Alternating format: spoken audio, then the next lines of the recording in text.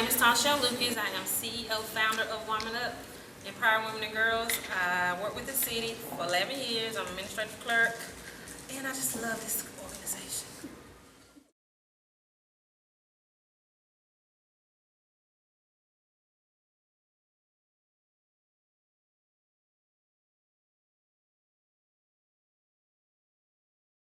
I rent a space out of a spa called Five Touch. It's on Wooten Boulevard here in Wilson.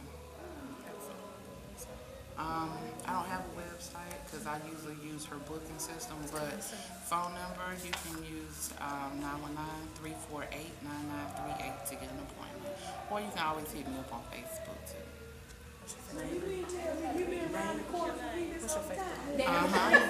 I have a Facebook page, Massages by Tori, and you can also hit me up on my personal Facebook page, Tori Bailey.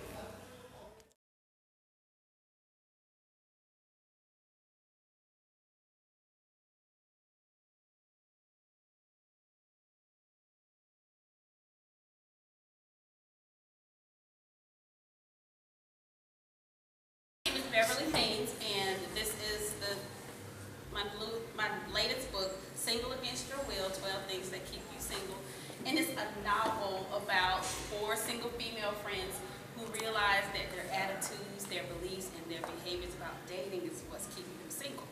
So what I'm going to do is tell you about how I came up with the concept for this book.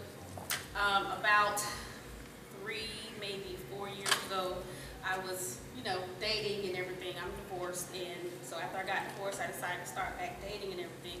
But it seemed like I was dating the same guy over and over and over again. He just had a different name, different haircut, different car. But after the date was over, X amount of time go by, I'm like, this is the same dude. And so I was like, well, wait a minute. If I'm attracted to the same guy, maybe it's something that I'm doing. So after I had a really bad date. It was a really bad fiasco. I was dating this guy, we were, hanging out or whatever, and one day he called me up and said that he had to go to traffic court, and he had to go to work later on. He called me, and long story short, he texted me and said, "They keeping me." I was like, "What you mean they keeping you?" "They keeping me at jail." "What you mean keeping you at jail? Is this, a new club or something?" He's like, "No, they're keeping me like in the jailhouse." I'm like, "Well, what do you mean? How many tickets do you have? Oh my God, they're keeping you." And he was like, "Well, I gotta go to work tonight. Can you meet my friends so and so so that they can give you some bail money to get me out?" I'll help anybody get out of jail, as long as you ain't killed nobody. So I had to drive to Raleigh and went to the jail to get whatever the paperwork was, and the guy slid me on the paperwork. He was like, "Well, you can go to the bail bondsman and find out whatever." Went to the bail bondsman, and it was like, there ain't no bail right away for this guy. I'm like, "Oh my God, what is she talking about? I mean, who did he hit or whatever?" It's like, back child support. Okay, whatever. Like, that ain't got nothing to do with me. I'm just gonna help brother. You get out of jail, you go to work, you pay your mess, everything's everything. So I go to meet these 2 friends, and they were looking at me, 2 female friends. They were looking at me kind of funny and asking me all these questions. I'm like, "Look, dude, need to get out so he can go to work and everything. So, let's get the money and whatever." So they kept asking me all these questions, and they were like, "Well, we don't have all the money. Maybe so-and-so can give us the money." I'm like, "Well, who is so-and-so, and where do I need to meet this person? So-and-so is his wife." Oh my goodness. Okay. Okay, that's all I could say was like, okay. I didn't know what to do. I'm like, oh my God. So I still want to help my brother get out of jail, but at the same time, he's staying there. And long story short, it turns out that they were his girlfriends too. I'm the only one who didn't know. I'm like, "Oh, see, like, y'all know he's married." "Yeah, it is what it is." So I was like, "Okay, let me go, and I'll be right back." And I know maybe they're still standing there, because I was there 3 years ago. So after that, I was like, maybe I'm doing something wrong to keep getting these same guys who, have the same behavior. So I just prayed. I said, "God, I need you to hide me. don't let nobody even ask me what time it is. Just don't even see me except, in traffic at the red light, just don't hit me. So he hid me for like 3 years and just took me back through, I journal, I write about all my experiences, and he had me to go through these journals to see what was the pattern and what was it that I was doing, because it's not always the guy's fault. So I just took out pen and paper and just began to jot down all these things, and I just decided to stop at number 12, and I'm gonna read some of these things, but I'm gonna tell you about the characters. They're really good friends, and I decided to give them all what I consider ethnic neutral names, so that it would appeal, and there's no people on the front, so that it would appeal to anybody who picks up the book, So these 4 friends, we see the good and we see the bad in both the men and the women, because I just decided we got to keep it real. It's not always the man's fault, but it's not always the woman's fault. So I decided to talk about 3 different things. And number 5, the 5th thing that keeps you single is not being happy with yourself and having low self-esteem. And in this particular situation, the girl says, these 2 friends are talking, and she says, ever since the situation, I feel like I'm not worthy of having a good man because I had an affair with a married man. And no, I did not. In real life, I did not.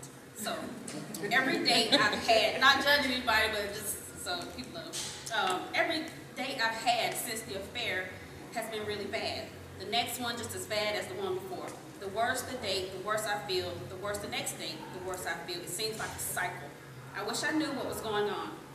A lot of times we know the answer to our own problems. What does that mean? You said that you feel like you're not worthy of having a good man because of what happened.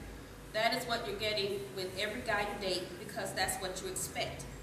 You made a bad decision, and you say that you asked God for forgiveness, but have you forgiven yourself? Once you do, I'm sure you'll feel better about yourself and will meet men deserving of your time. And what I got from that as I wrote is that whenever we're not happy with ourselves, we kind of attract those guys who will make sure that we're no longer happy with ourselves. They may say things, they may do things, and it's up to us to make sure that we feel worthy enough to be with somebody who is worthy of being with us. Right. Not just to have somebody, but to have somebody who's worthy of being with us. And there are signs that will let you know that you are not happy with yourself and you have low self-esteem. And one of them is to allow people to treat you negatively. Talk to you like you are nothing. Even if it's your family member, if you allow people to do that, it's just going to compound, and it's not going to get any better. It's just going to pile on and pile on. And another thing is you continuously date men who mistreat you. Now, we all know about being verbally and mentally and emotionally abused, but also being consistently stood up on a date. That's not being treated nice. That's showing that your time is not valuable.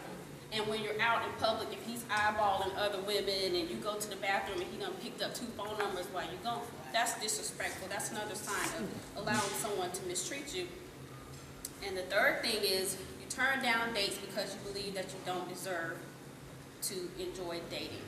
And a lot of women feel like they don't deserve to have a good time out on a date. They wish their friends well and enjoy yourself, but they just cannot see it for themselves because they've never experienced it.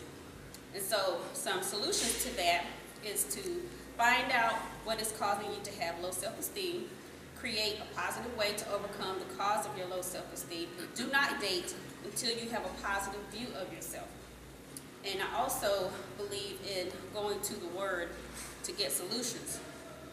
And so I found in Psalms 139, verse 14, it says, I praise you, for I am fearfully and wonderfully made. God did not make no junk. So I don't think we should allow anybody to treat us like junk.